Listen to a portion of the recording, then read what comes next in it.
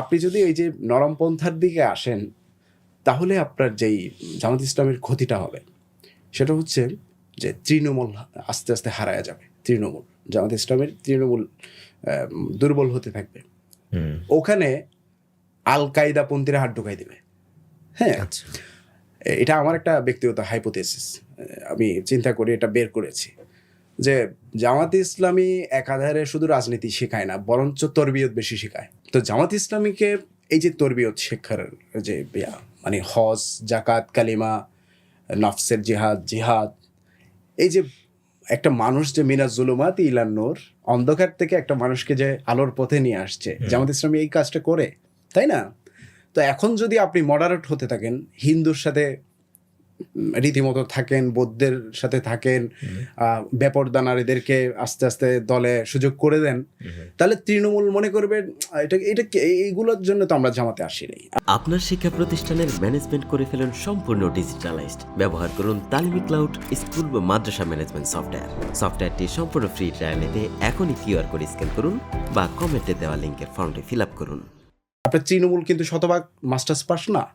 তৃণমূল তো আর আপনার মতো কামিল পাস না, আমার মতো মাস্টার্স করে নাই, কিংবা আপনার মতো আমার মতো লিটারেচারও এত পরিষ্কার না তাদের কাছে। হ্যাঁ, তখন আল কায়দা পন্থী যারা আছে, একিউ পন্থী যারা আছে, তারা হাত ঢুকিয়ে দিবে। তখন বলবে যে দেখো, তোমরা তো যেই সমস্ত কিছুর জন্য তোমাদেরকে সারা জীবন শিখাইছো হচ্ছে আমর বিল মারুফ ওয়া নাহি আনিল মুনকার, তোমরা সৎ কাজের আদেশ দাও, অপরাধ কাজ থেকে, গর্হিত কাজ থেকে দূরে থাকো। এখন সে সমস্ত জিনিসগুলো তোমাদের নেতারাই করতেছে। হ্যাঁ, তো ফলে তখন বলবে হচ্ছে যে তোমরা সত্যিকার অর্থে আল্লাহর পথ থেকে দূরে যাচ্ছ। আচ্ছা, এই তাগুতের পথে যাচ্ছ, তোমরা তাগুতের পথ অনুসরণ করছো। তাগুত শব্দটা কিন্তু ওনাদের মুখে মুখে থাকে, একদম মুখস্থ। তখন তারা বোঝাতে বোঝাতে আস্তে আস্তে তাদেরকে সিস্টেমেটিক্যালি মানে এক্সট্রিমিজম শিখায় ফেলবে।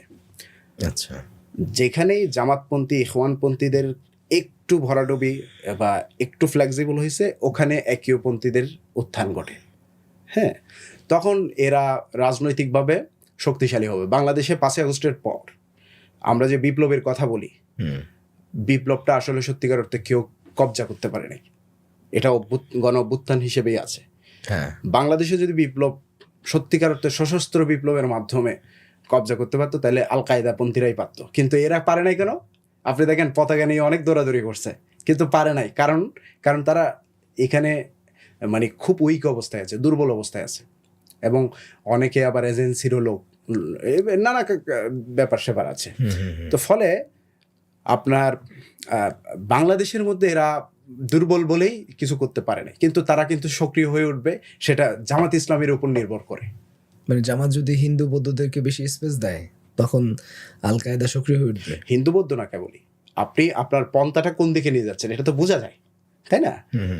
আচ্ছা, আপনি কি বলতে পারবেন যে এই যে বিএনপি যে মধ্য ডানপন্থা থেকে সরে যাচ্ছে, এটা কিন্তু আমাদের সেন্স ধরে ফেলতেছে, রাইট, রাডারে কিন্তু ধরা খাচ্ছে, কিন্তু আপনি প্রমাণ করে বুঝাইতে পারবেন না।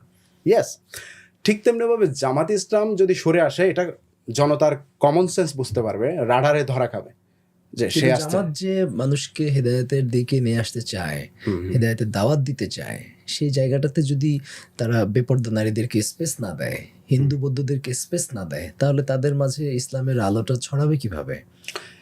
স্পেস আগেও দিত, হয়তো নমিনেশন দেয় নাই, কারণ নমিনেশন তারা পেয়েছি মাত্র হয়তো 15টা 20টা আসনের জন্য, নমিনেশন দেওয়ার সুযোগ ছিল না। বাট এখন যখন তারা সারা দেশব্যাপী নির্বাচন করছে, নমিনেশন দেওয়ার সুযোগ হয়েছে, এখন তারা নারীদেরকে দিচ্ছে, তারা নন বিলিভারদেরকে দিচ্ছে।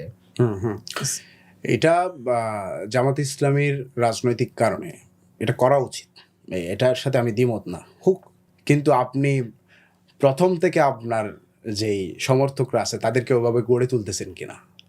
ঠিক আছে, আপনি যদি একবার ক্ষমতায় যান, একেবারে উদারপন্থী একটা দল গঠন করেন। এক সময় দেখেন, আমরা ইসলামী ছাত্র শিবির বা জামাতের বিপ্লব ইসলামী বিপ্লব এই স্লোগান শুনেছি না?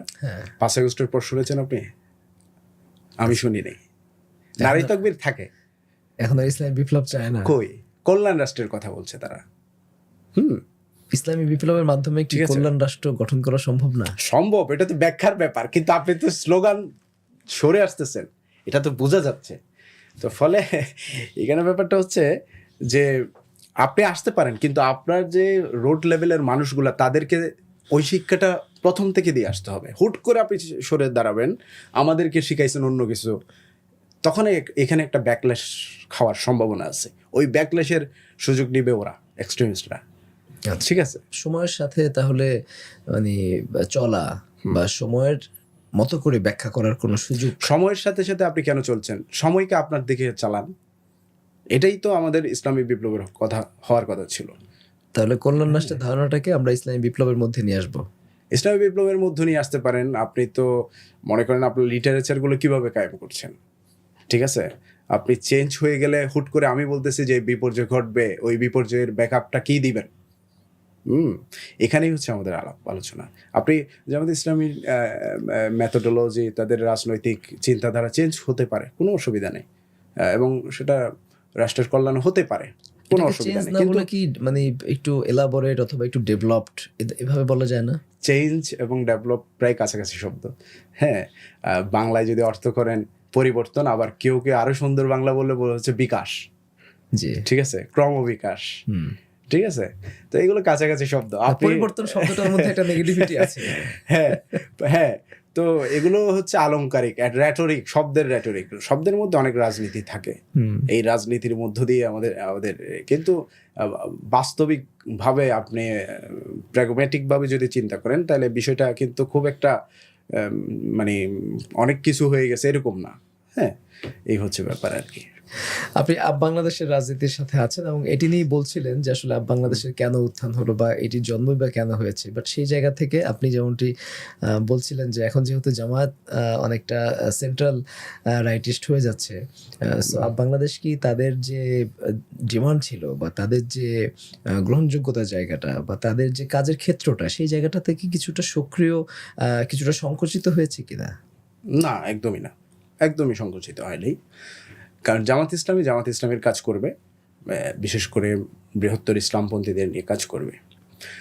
আবার বাংলাদেশের নীতিমালা এমন না যে ইসলামপন্থীদের বাইরে কাজ করবে, ইসলাম বিরোধী কাজও করবে, এমন না। হ্যাঁ, আমাদের পলিসি হচ্ছে আমরা ইসলামপন্থীদেরকে নিয়ে কাজ করব, বৃহত্তর ধর্মীয় গোষ্ঠী যারা যে কোনো ধর্মের, তাদেরকে সম্মান এবং তাদের নিরাপত্তা এবং তাদের অধিকারকে সংরক্ষণের মাধ্যমে আমরা একটা বাংলাদেশ গঠন করতে চাই, যেটাকে আমরা নাম দিয়েছি বাংলাদেশ পন্থা। এটাই হচ্ছে বাংলাদেশের পন্থা।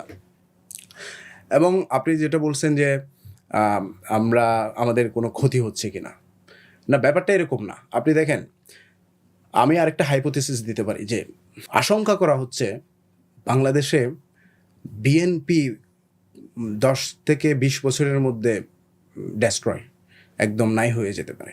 কারণ বিএনপি যেই রাজনীতি শুরু করেছে সেন্ট্রাল রাইট, সেই সেন্ট্রাল রাইটের জায়গাটা সেন্ট্রাল লেফটের দিকে যখন ধাবিত হবে, বিএনপি কলাপস করবে, মোরালি কলাপস করবে, এবং তারা জেনারেশন হারাবে। বিশেষ করে আপনি দেখেন আমাদের জেনজি যাদেরকে বলা হচ্ছে, কয়জন ছাত্র দলের সাথে সম্পৃক্ত? খুবই কম। পরবর্তী যে জেনারেশন, আমাদের পরবর্তী যে জেনজির পরে যে জেনারেশন, এটা তো আরো সুপার স্মার্ট। এরা তো হানাহানি মারামারির রাজনীতি বিশ্বাস করে না। হ্যাঁ, এরা ইপটিজিং এর রাজনীতি বিশ্বাস করবে না। এরা হচ্ছে আপনার মানে একাডেমিয়ার বাইরের যে ইন্টেলেকচুয়াল পলিটিক্স, এটার বাইরে বিশ্বাসই করবে না। তো সেই জায়গায় তো বিএনপি এখনই হার মেনে যাচ্ছে। আগামী 20 বছরের মধ্যে কিন্তু তারা কলাপস করবে যদি এটা হতে থাকে। বিএনপি যদি ব্যাক করতে না পারে পলিসিগতভাবে, আমার মনে হচ্ছে না তারা ব্যাক করতে পারবে, কিংবা তাদের আচার আচরণ এবং পলিটিক্যাল মুভ দেখে মনে হচ্ছে না তারা খুব একটা ব্যাক করবে। এই যে ভ্যাকিউমটা তৈরি হবে, স্পেসটা তৈরি হবে, এই স্পেসটা সেন্ট্রাল রাইট বলতে শুধুমাত্র ইসলামিস্টদেরকে দিয়ে হবে না, এটা বৃহত্তর একটা central right. President Ziaur Rahman যেভাবে শুরু করেছেন, ওই জিনিসটা এখনো ভ্যাকিউম আছে, এটা থাকবে। জামাত কি জায়গাটা নিতে পারছে না? না, জামাতের জায়গা নিবে, জামাতের জায়গা নিবে, তার বৃহত্তর একটা সমর্থন আছে, কিন্তু সেন্ট্রাল রাইটটা খালি হয়ে যাবে। হ্যাঁ, তো ওই জায়গাটাতে তাহলে তো কারো না কারো পৌঁছাইতে হবে। ওইটা আবার এনসিপি নিতে পারবে না। আমি বলে দিচ্ছি এনসিপি ওটা ওই জায়গায় আসতে পারবে না বর্তমান যে এনসিপি আছে, ঠিক আছে? এনসিপি যেটা করবে, আমার কাছে মাঝে মাঝে মনে হয় যে সেন্ট্রাল লেফটের যে একটা মানে একটা একটা যে ভ্যাকিউম যে স্পেস, ওইটাতে একটা প্রতিযোগিতা শুরু হয়েছে সেন্ট্রাল লেফটের। যে আওয়ামী লীগের যে জায়গা, ওই প্রতিযোগিতার মধ্যে দুইজন প্রতিযোগী, একটা হচ্ছে এনসিপি আর একটা হচ্ছে বিএনপি, কে আগে পৌঁছাইতে পারে। হ্যাঁ, ঠিক আছে। তো এই মুভের মধ্যে আপনি দেখবেন সেন্ট্রাল লেফটের যে ইয়াটা, এটা কিন্তু 71কে টেনে আনতে হবে। আপনি খুব সূক্ষ্মভাবে খেয়াল করেন, সেন্ট্রাল লেফটের রাজনীতিকে 71কে কেন্দ্র করে। 71কে আপনি যখন আগ্রাতে যাবেন, ভারতের সংস্পর্শে আপনাকে যেতেই হবে, রাইট। ঠিক আছে? তো ফলে এই সেন্ট্রাল লেফটে এনসিপি যদি যায় আর বিএনপি যদি সেন্ট্রাল রাইট থেকে সেন্ট্রাল লেফটে যায়, তার অধপতন হবে। ওই জায়গায় যদি এনসিপিতে যেই অন্তর্কুন্দল শুরু হয়েছে যদি টিকে থাকতে পারে, তারা যদি ওইটাকে ফিল আপ করতে পারে, তাহলে তো ভালো। কিন্তু সেন্ট্রাল রাইটটা খুবই খালি।